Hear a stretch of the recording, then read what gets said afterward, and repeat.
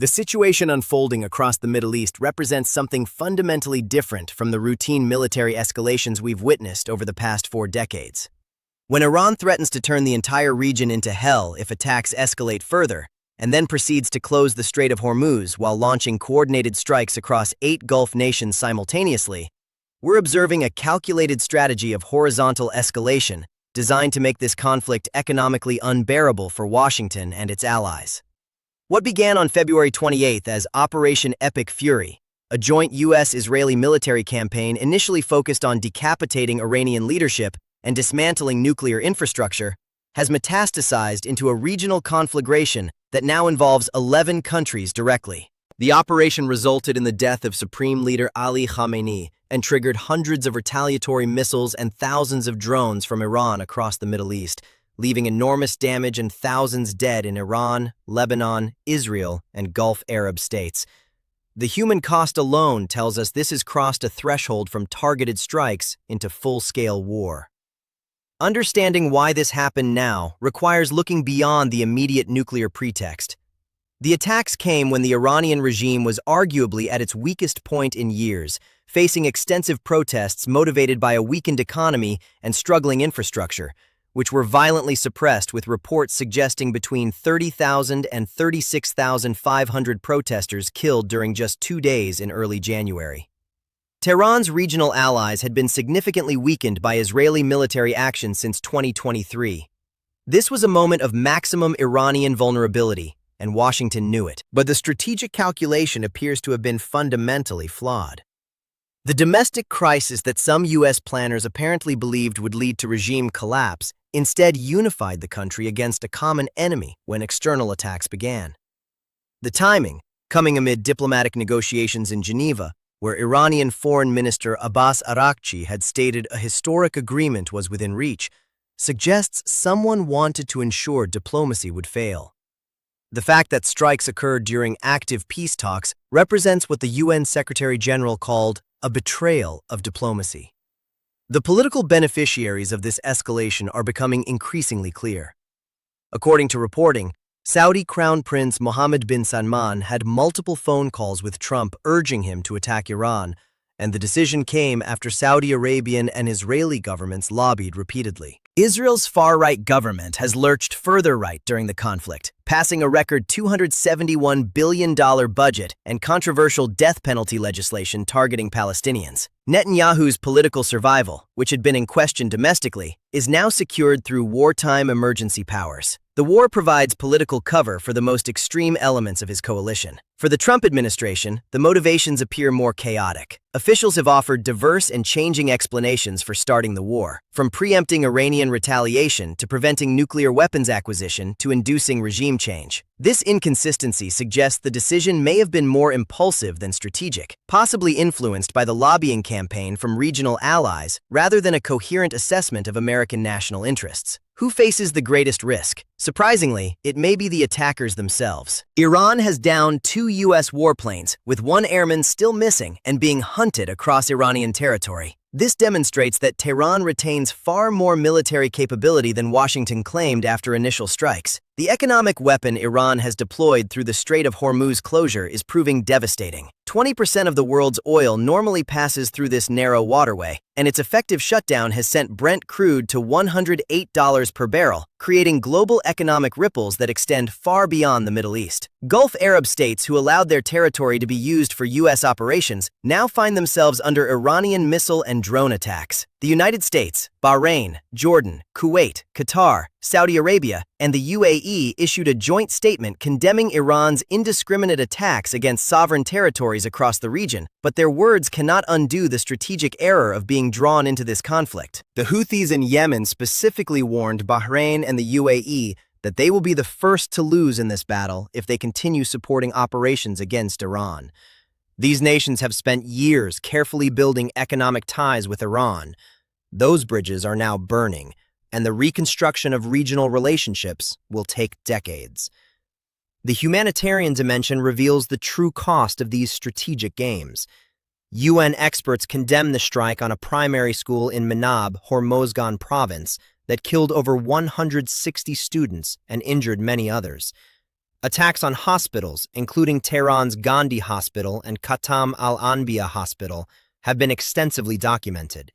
At least 2,076 people have been killed and 26,500 wounded in Iran since February 28, according to Iranian authorities, though independent verification remains difficult due to communication shutdowns. More than 1,100 children have been injured or killed across the region, with 200 reportedly killed in Iran, 91 in Lebanon, 4 in Israel, and others in Kuwait. The economic impact extends globally in ways that weren't fully anticipated by war planners. Australia faces petrol shortages during Easter holidays, thousands of miles from the conflict zone. The U.S. has responded by temporarily removing sanctions on some Russian and Iranian oil already in transit, a remarkable policy reversal that demonstrates how quickly energy reality overrides geopolitical posturing. The 32 members of the International Energy Agency released 400 million barrels of oil attempting to stabilize markets, but this is a temporary measure against a structural supply disruption that continues as long as the strait remains closed.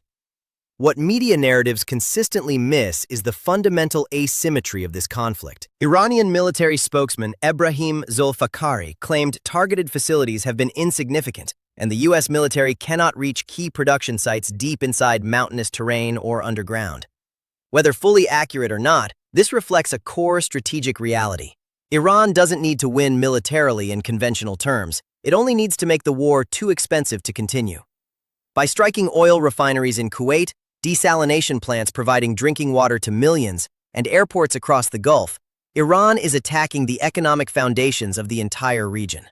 The IRGC has threatened to target 18 major tech firms, including Apple, Google, Meta, and Microsoft, in retaliation for assassinations of Iranian leaders, including strikes that killed senior officials Ali Larijani and Basij chief Gholamreza Soleimani on March 17.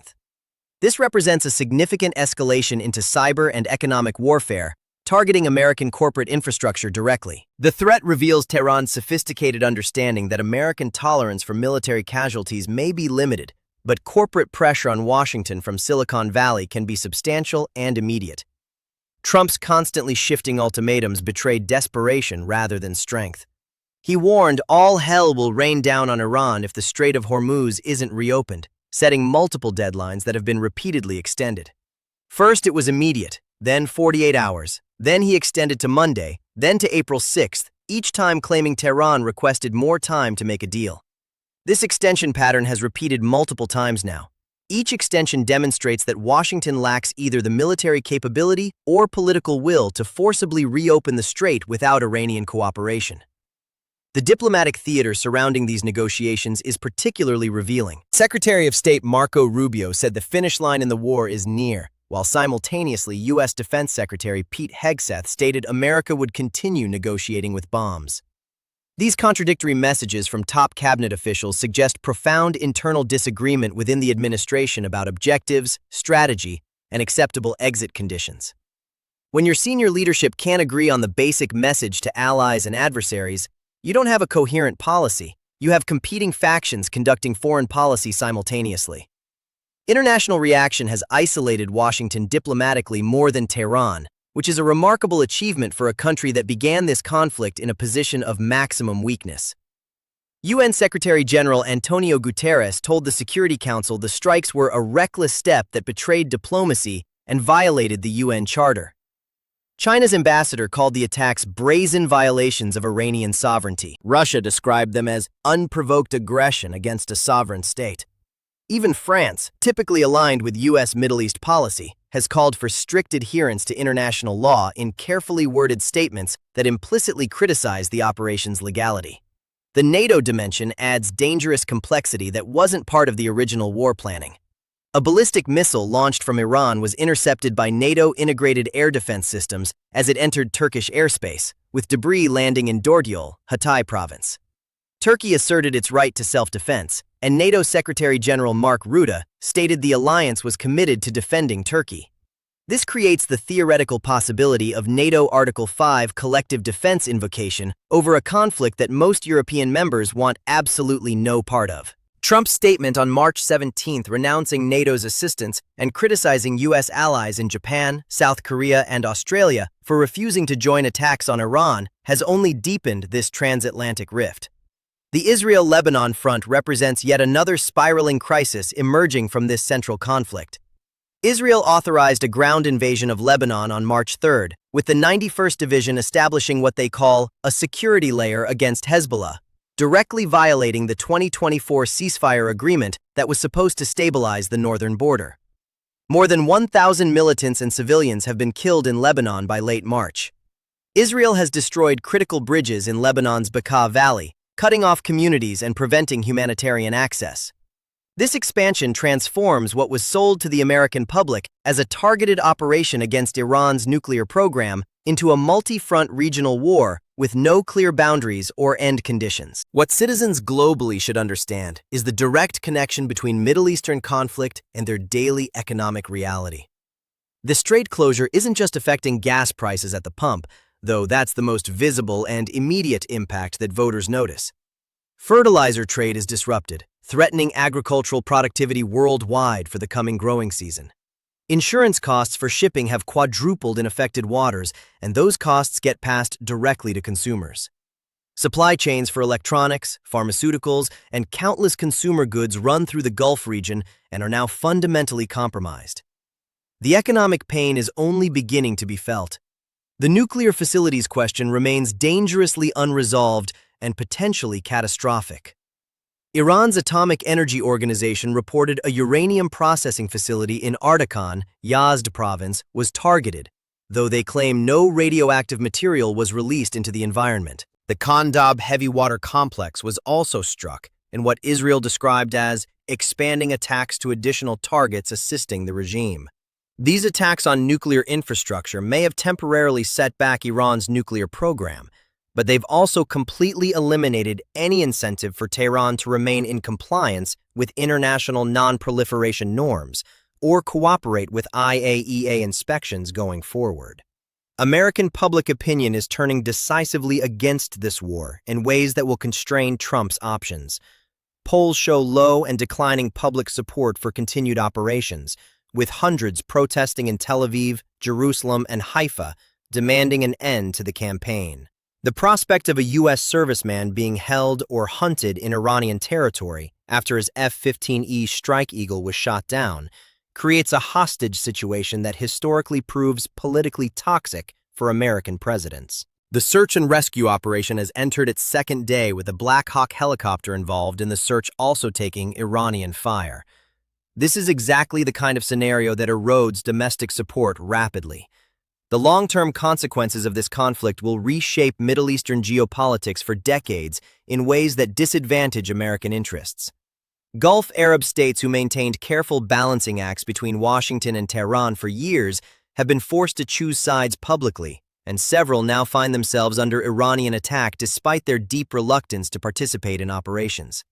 These nations will remember that American security guarantees came with costs their populations never agreed to bear. Future U.S. requests for basing rights or overflight permissions will face much harder scrutiny from governments answering to angry citizens whose water and fuel supplies have been targeted. Iran's horizontal escalation strategy is working precisely because it makes the war everyone's problem simultaneously. By striking 8 different countries, closing the world's most critical energy choke point, threatening American tech companies with cyber attacks, and hitting desalination plants that provide drinking water to millions, Tehran has successfully distributed the cost of this conflict across the global economy. This is strategic genius emerging from a position of conventional military weakness. Iran cannot defeat the U.S. Air Force in direct air-to-air combat, but it can make the war so economically painful and politically complicated that pressure forces Washington to negotiate on terms far less favorable than the administration expected. The timing and phrasing of Iran's threats about turning the region into hell should be understood in proper strategic context. This isn't emotional rhetoric from a cornered regime lashing out desperately. It's a clear strategic communication that Iran possesses escalation dominance in this conflict, despite overwhelming American military superiority in conventional terms. Tehran can always make things worse faster than Washington can improve them through bombing campaigns. Desalination plants across the Gulf provide drinking water to tens of millions of people in countries with almost no natural fresh water. One successful strike creates a humanitarian catastrophe that cannot be quickly repaired with money or technology. This is genuine leverage, and regional governments understand it even if Washington pretends otherwise.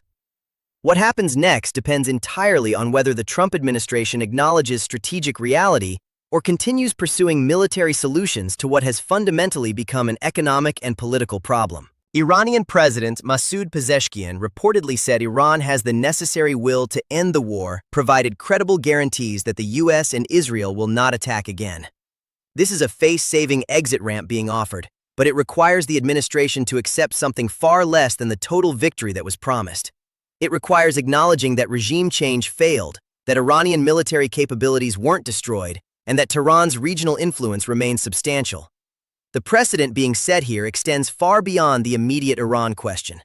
If a middle power can effectively neutralize American military superiority through asymmetric economic warfare and horizontal escalation strategies, other nations will study this playbook extremely carefully for application to their own regional conflicts. China is watching how the Strait of Hormuz closure impacts the global economy and considering how similar strategies might apply to the Strait of Malacca or Taiwan Strait scenarios. Russia is observing how quickly energy prices spike when critical infrastructure is threatened and supply chains are disrupted. The lesson of 2026 may be that in an interconnected global economy, the militarily weaker side can win by making the conflict economically unbearable for everyone, including neutral parties. Citizens should pay very close attention to diplomatic signals coming from unexpected sources in coming weeks. When the UAE, which allowed its territory to be used for U.S. operations, begins quiet back-channel communications with Tehran, that indicates Gulf states are preparing for a post-conflict realignment that doesn't assume permanent American dominance. When European allies refuse to endorse military action to reopen the strait despite their own economic pain,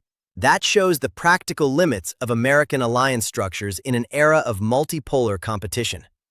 When major oil-importing nations like China and India refuse to condemn Iranian actions despite suffering economic damage, that reveals the fundamentally changed nature of modern geopolitics, where American preferences no longer automatically become international consensus. Watch what happens next with infrastructure reconstruction across the affected region.